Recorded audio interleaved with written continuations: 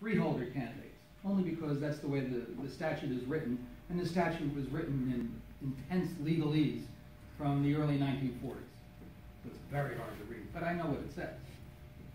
So what the crew here, which consists of Kristen Corrado, Krista Phillips, Kevin Rooney, who's with us tonight, and then the freeholder candidates, there is, instead of honoring the decision that was made by the county committee in Wayne, they didn't bracket with them.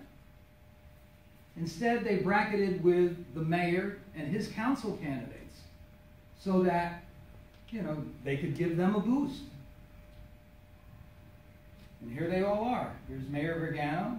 Here's the council candidates. Here's the regular organization candidates down here. Look at that. Just look at that. All right? Line A, and 5 lines later, line F. And Ed Buttermore is also on line F. That's it. All right?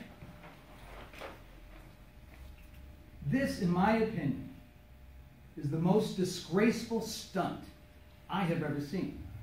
And I've been involved in politics for 48 years. I started at the age of 17, working for conservative political people. I worked and then later ran for Congress with Ronald Reagan. All right? Yeah. For the Kipper. But the point is that if you have any honor at all, you honor the selections that were made. You don't set them adrift.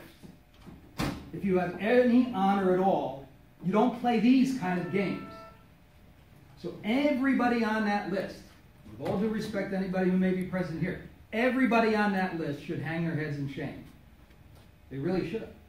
Because this is the worst abuse of the process I've ever seen.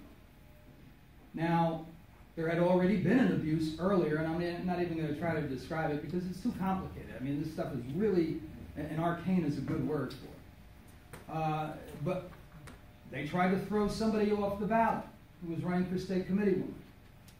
I stood up, we stood up, got behind her, brought an action in Superior Court, and they backed off. She's now on the ballot. When we got the impression that they weren't going to let us bracket with a particular candidate, who was her Singh, by the way, we would have had the number 2 line. We got up, we filed an action in Superior Court, and they backed off to a degree.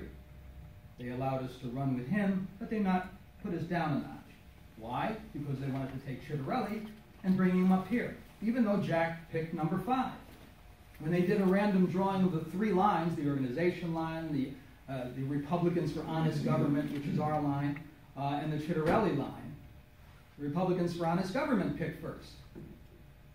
So we had a candidate who picked first for the second drawing, who picked second on the gubernatorial drawing, and a line that picked first, and we wound up on the 3rd line. And Lonnie Miller Ryan, who thought that she was dealing with honorable people, was set adrift. Not just set adrift, but put down here. And I've been involved in politics for a long time, and I'll tell you that's tantamount to deciding the election right there.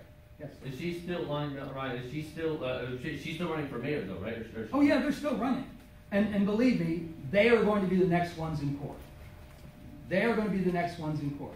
We'll go to court as many times as it takes. But every time we do, everybody should remember who brought this on. And it was brought on by dishonorable means.